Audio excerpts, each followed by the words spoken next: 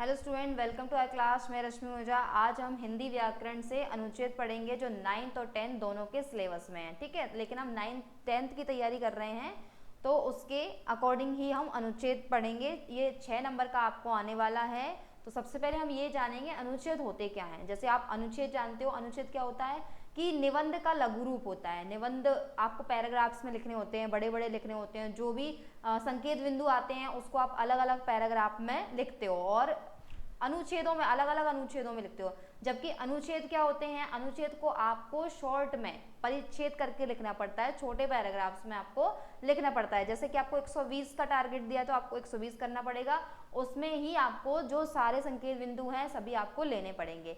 इसमें क्या है, निबंध की तरह इसमें भूमिका, मध्य भूमिका, उपसंहार लिखने की कोई जरूरत नहीं है। ठीक है, कुछ ध्यान देने योग्य बातें हैं यहाँ पर जिससे आपके 6 नंबर बिल्कुल पक्के हो जाएंगे। जिस तरीके से आपको बताया जा रहा है उस तरीके से अगर आप लिखेंगे। यदि परीक्षा में अनुच्छेद लेखन के लिए संकेत बिंदु दिए गए हैं तो सबसे पहले उनको ध्यान से पढ़िए। उन बिंदुओं के आधार पर विषय को स्पष्ट करना चाहिए। जो बिंदु दिए हैं उसके आधार पर आपको उसको स्पष्ट करना चाहिए विषय को। उदाहरणों अथवा दृष्टांत के लिए कोई आवश्यकता नहीं है। अगर देने की आवश्यकता हो तो वहां पर क्या उसका पर्याय दे देना चाहिए जिससे वो छोटा हो। 120 शब्दों में बोला है तो 120 शब्द में पूरा करने के प्रयास करना चाहिए सभी संकेत बिंदुओं के साथ में।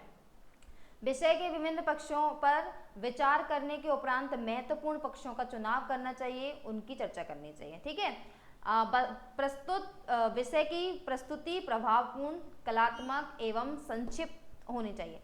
आपको बता दें कि 1 मार्क्स आपका उसका आता है कि आपने उसको किस तरीके से प्रेजेंट किया है, अनावश्यक बातें तो नहीं लिखी हैं, टीचर प्रभावित है आपके लेख से कि नहीं, उसका भी 1 मार्क्स होता है। तो ये ऐसे टोटल 6 मार्क्स होते हैं आपके, है ना।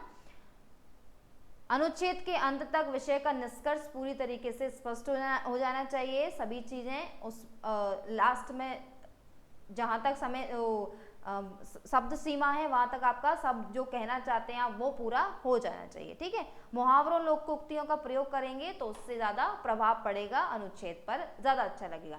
यहाँ पर प्रारूप दिया है, जैसे कि आपको एक अनुच्छेद दिया जाए जीवन संघर्ष है, स्वप्न नहीं। तो सबसे पहले आप उसमें संकेत बिंदु देखेंगे क्या क्या दिया है, जीवन संघर्ष का ही दूसरा नाम है, ये आना चाहिए आपको। जीवन गतिशील एवं बाधाओं से पूर्ण है, ये उसमें हाईलाइट होना चाहिए दूसरे में। फिर स्वप्न सत्य असत्य, जबकि जीवन सत्य है। स्वप्न असत्य और जीवन क्या है, सत्य है। तो सबसे पहले इसका आप शीर्षक लिखेंगे, जीवन संघर्ष है, स्वप्न, ये लिखेंगे। इसके बाद परिचय देंगे। मनुष्य का जीवन वास्तव में सुख दुख, आशा निराशा, खुशी दर्द आदि का मिश्रण है। यह ना केवल फूलों की सेज है और ना ही कांटों का ताज। वस्तुतः जीवन एक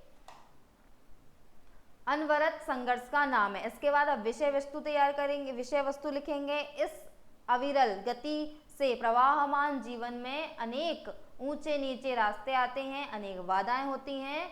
इन्हीं बाधाओं से संघर्ष करते हुए जीवन आगे बढ़ता रहता है। यही कर्म है, यही सत्य है। जीवन में आने वाली बाधाओं से घबराकर रुक जाने वाला या पीछे हट जाने वाला व्यक्ति कभी भी सफलता प्राप्त नहीं कर सकता। जीवन सत्य है। दूसरा पॉइंट आपका क्लियर हो गया। चौथा आप निष्कर्ष लिखेंगे। इसमें निष्कर्ष हो जाना चाहिए, इसी पैराग्राफ में आप निष्कर्ष तक पहुंच जाना चाहिए। जीवन संघर्ष की लंबी साधना है। यह संघर्ष तब तक बना रहता है जब तक मनुष्य के शरीर में सांस चलती रहती है। संघर्ष से बचा नहीं जा सकता। ठीक है, तो नोट क्या इसके लिए कि आपका जो शीर्षक है प्रश्न के अनुसार छोटा होना चाहिए, उचित होना चाहिए। इसके बाद परिचय लिखेंगे आप उसमें। उसके बाद विषय वस्तु तैयार करेंगे, उसकी विषय वस्तु में गुण भेद उसकी ये सब चीजें लिखेंगे। निष्कर्ष लिखेंगे, दृष्टिकोण सुझाव आलोचना ये सब आप निष्कर्ष में लिखेंगे। जीवन संघर्ष है का दृष्टिकोण व सुझाव दिया गया है।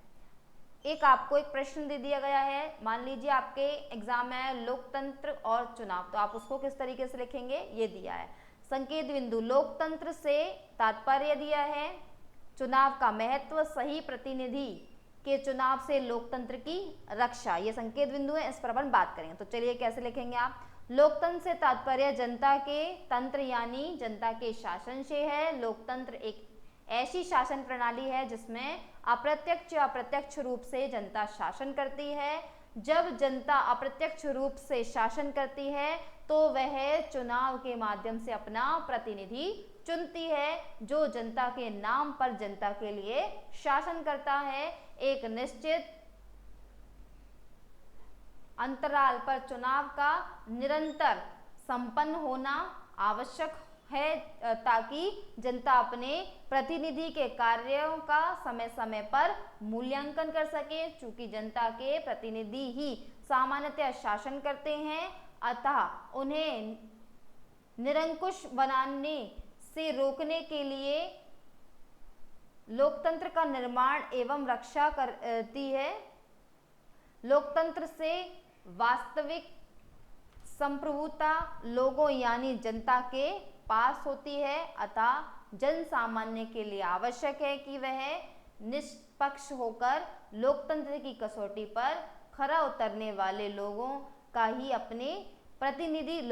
अपने प्रतिनिधि के रूप में चयन करे, जो न केवल बेहतर शासन प्रबंध करने में सक्षम हो बल्कि लोकतंत्र को सुदृढ़ करने में अपना महत्वपूर्ण योगदान भी दे, क्योंकि सही प्रतिनिधि के चुनाव से ही लोकतंत्र की रक्षा संभव है। तीनों पॉइंट्स आ गए, इस तरीके से आपको लिखना है।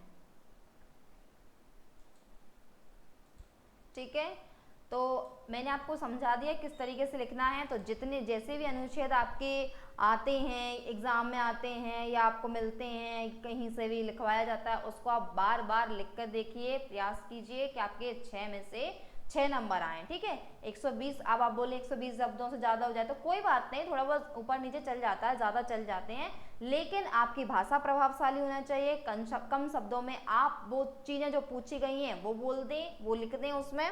ठीक है, और टीचर पे उस पर इफेक्ट पड़े कि अच्छा लिखा है, उसके आपको पूरे के पूरे नंबर 6 मिलेंगे। और दूसरा, अशुद्धियाँ नहीं होना चाहिए, अशुद्धियों के इसमें मार्क्स कटते हैं, तो अशुद्धियाँ ना हो।